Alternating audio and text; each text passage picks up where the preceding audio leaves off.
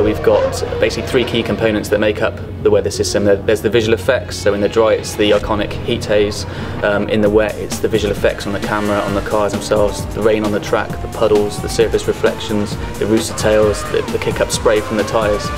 The second aspect is how those visual effects tie into the track simulation. The third part of the weather system is actually the effect it has on the gameplay. It just changes the attitude of the car completely in terms of driving in the dry or fully wet or partially damp track. So it's all about the sort of strategy elements at those points where the track's changing from wet to dry. The track will evolve as each car individually drives on that surface, and yeah, very, very accurate.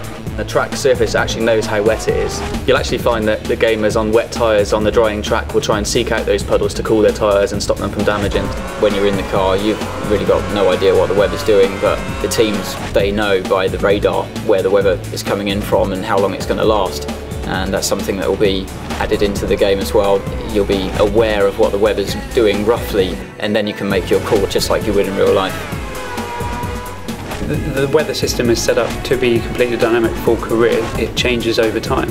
So you go to Spa, a typically very unpredictable track. You need to be prepared to alter your car balance as the race weekend progresses, so that when you're heading towards that Sunday race day, you think you've got a car set up that is going to be balanced for the predicted weather conditions.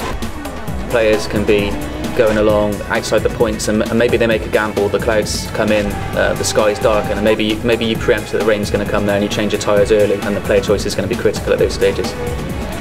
It brings that new element of launching a multiplayer game with Monaco in a heavy downpour, Monaco in the sun, or Monaco when the rain just starts coming down. I prefer to play those kind of scenarios rather than switching tracks into reverse or playing point to point. It's about making the game that I've always wanted to play.